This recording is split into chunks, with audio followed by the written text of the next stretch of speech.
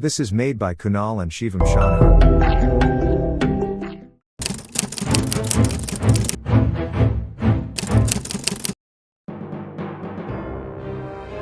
France, 1789. Imagine a kingdom about to fall apart. Whispers of discontent filled the streets of Paris. The monarchy, led by King Louis XVI, was in trouble. France, a beautiful and rich country, was like a bomb waiting to explode. King Louis lived a life of luxury, ignoring the problems of his people. His queen, Marie Antoinette, known for her fancy lifestyle, made the public even angrier. France was almost bankrupt from overspending and expensive wars. The common people, the peasants and workers, suffered the most. High taxes to support the rich meant they were poor and starving. Hunger was everywhere. Everything was ready for a revolution, a huge change that would reshape France and the world forever. The French Revolution happened because of deep social and economic problems. French society was divided into three groups, and this caused a lot of anger. The first estate, the clergy, were very rich and didn't pay most taxes. The second estate, the nobles, were also rich and didn't pay much in taxes. The third estate, everyone else from farmers to shopkeepers to rich merchants and thinkers, paid all the taxes. The third estate, even though it was made up of many different kinds of people, was united by their suffering. They wanted a fair society where they had a voice. The financial crisis made things worse. The government couldn't manage its money, and the rich kept spending, pushing the country towards revolution.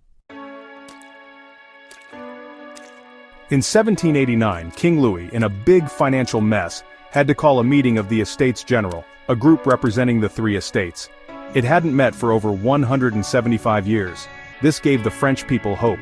The third estate, representing most of the population, saw a chance to complain and demand changes. They wanted fairer taxes and more say in the government.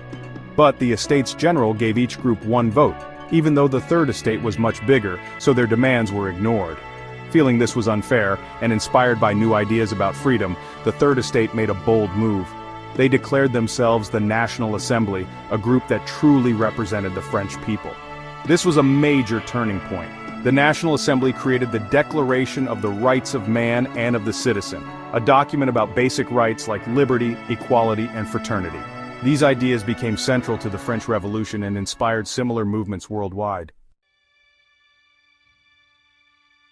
The French Revolution was a time of huge change with both hope and violence. The monarchy was overthrown and France became a republic. The revolution's ideas of liberty, equality, and fraternity spread beyond France, inspiring similar movements. But there was a dark side. The Reign of Terror was a very violent time when thousands of people seen as enemies of the revolution were executed. Maximilien Robespierre led the Committee of Public Safety, which hunted down anyone suspected of being against the revolution. The revolution ended when Napoleon Bonaparte, a brilliant military leader, took over. Napoleon's rule marked the end of the revolution, but started a new chapter in French history. The French Revolution, even with the violence, had a lasting impact. It ended absolute monarchy and brought in ideas of popular sovereignty and individual rights. The revolution changed France and the world, shaping modern politics, inspiring many social movements, and reminding us that people can rise up against oppression and demand change. The French Revolution wasn't just some dusty old uprising. It was a seismic shift in how we think about power, governance, and the very idea of a nation. We're talking about the dismantling of absolute monarchies, the rise of republics, and the birth of modern nationalism. So buckle up, because we're about to explore how the French Revolution laid the groundwork for modern politics as we know it. For centuries, Europe had been ruled by kings and queens who claimed their authority came directly from God. But the French Revolution replaced that with the sovereignty of the people. The storming of the Bastille and the execution of Louis XVI declared that power resided in the hands of the citizens. Out of the ashes of the monarchy rose a new form of government, the French Republic. This wasn't just about a change in leadership. It was a fundamental shift in governance. The French Republic, founded on the principle that power should be derived from the consent of the governed, inspired people worldwide to challenge their rulers. The French Revolution fostered a sense of shared identity and gave birth to modern nationalism.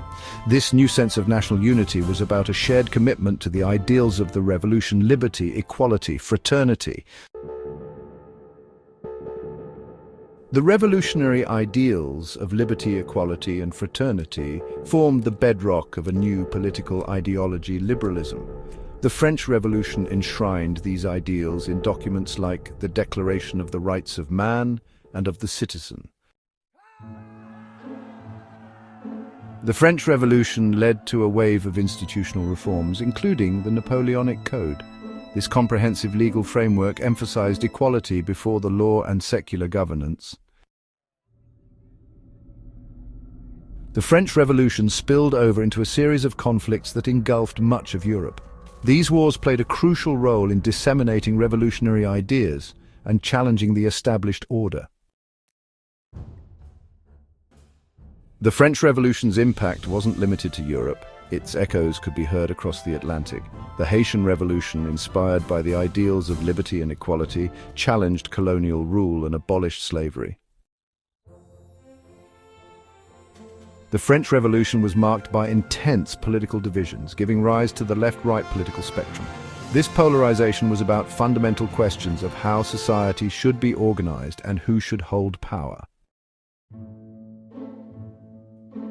The French Revolution shook the foundations of the international system.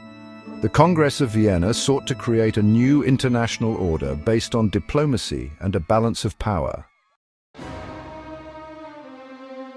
The French Revolution ignited a firestorm of political change that continues to burn today. It reminds us that the pursuit of liberty, equality, and fraternity is an ongoing struggle.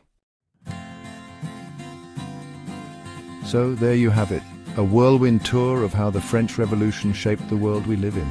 From the ashes of the monarchy rose new forms of government and ideologies. The French Revolution gave us cherished ideals like popular sovereignty and individual rights, which continue to be tested and fought for today. This wasn't just a big deal for France, it changed the whole world. Wow. Let's see how. First, it ended something called the feudal system. This system gave special powers to nobles and church leaders. The revolution took away these special powers. In 1789, a document called the Declaration of the Rights of Man and Citizen said everyone is free and equal. That was a huge step. Next, religion became less powerful. The government took control of the church.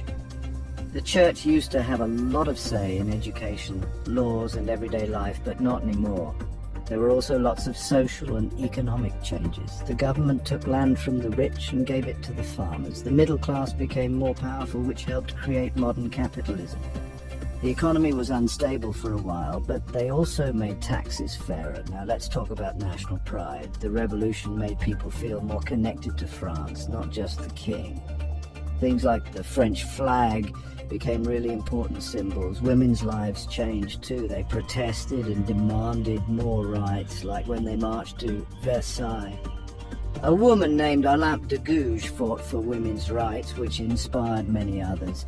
The revolution didn't just stay in France.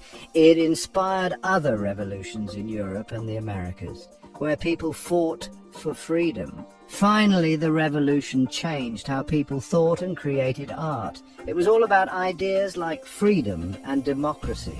Art and books started showing these new ideas. So, the French Revolution changed everything. It made things more equal, less religious, and more democratic. We still see its effects today. Thanks for watching.